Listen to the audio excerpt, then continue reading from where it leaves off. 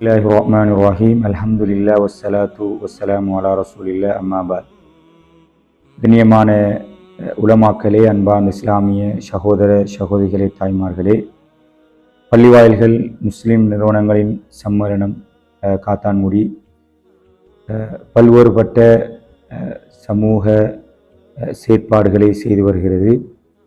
அந்த வகையிலே உங்களுக்கு தெரியும், 185 நாட்களாக சுமார் பலஸ்தீன் பூமியிலே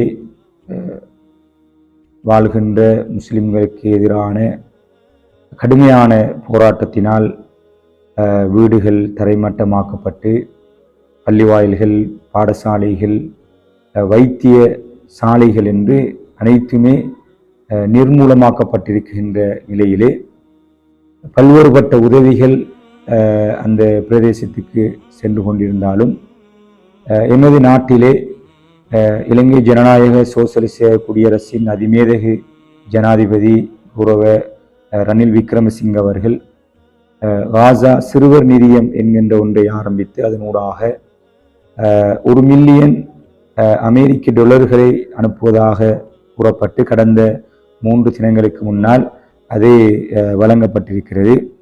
எனவே இந்த செயற்பாட்டிலே எமது சமூகம் பங்கெடுத்துக் கொள்ள வேண்டும் என்கின்ற அமைப்பிலே காத்தான்குடி பள்ளிவாயில்கள் முஸ்லிம் நிறுவனங்களின் சம்மேளனம் மற்றும் அகில இந்திய ஜமியத் உலமா காத்தான்குடி கிளை ஆகியன இணைந்து எமது பிரதேசத்தில் இன்ஷா அல்லாஹ் எதிர்வருகின்ற வெள்ளிக்கிழமை ஜும்மா தொழுகை தொடர்ந்து 5/4/2024 ஜும்மா தொழுகை தொடர்ந்து காசா சிறுவர் நிதியத்திற்கான நிதி சேகரிப்பு நடைபெற இருக்கின்றன.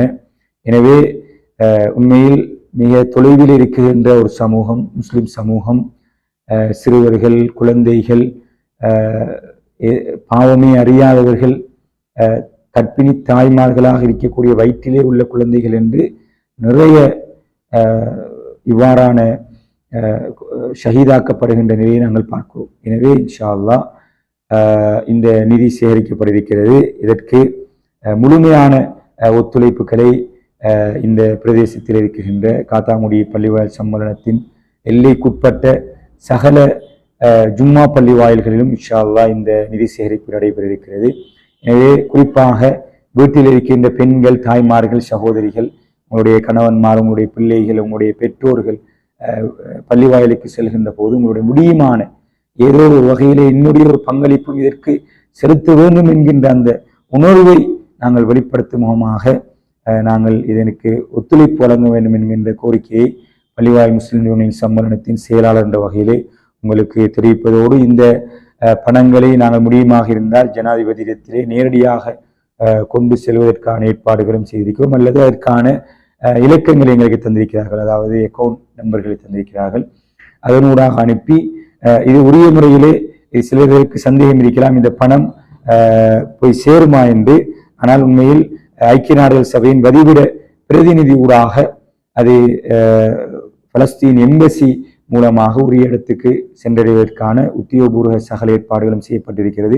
கடந்த 3 தினங்களுக்கு முன்னால் நாங்கள் பார்த்தோம், 1 மில்லியன் அமெரிக்க டாலர்களை எங்களுடைய கேபினட் அமைச்சர் அலி சப்ரி, அதே போன்று முக்கியமான பிரமுகர்களோடு பலஸ்தீன் எம்பசி ஊடாக அந்த நிதி கையளிக்கப்பட்டிருக்கிறது. எனவே இன்ஷா அல்லாஹ் இதற்கு முழுமையான ஒத்துழைப்புகளை தர வேண்டும் என்று மீண்டும் உங்களிடத்திலே கேட்டுக்கொண்டு, எங்களுக்கு முடியுமான 2 அம்சங்கள். ஒன்று, நாங்கள் அவருக்காக பிரார்த்திக்க முடியும்.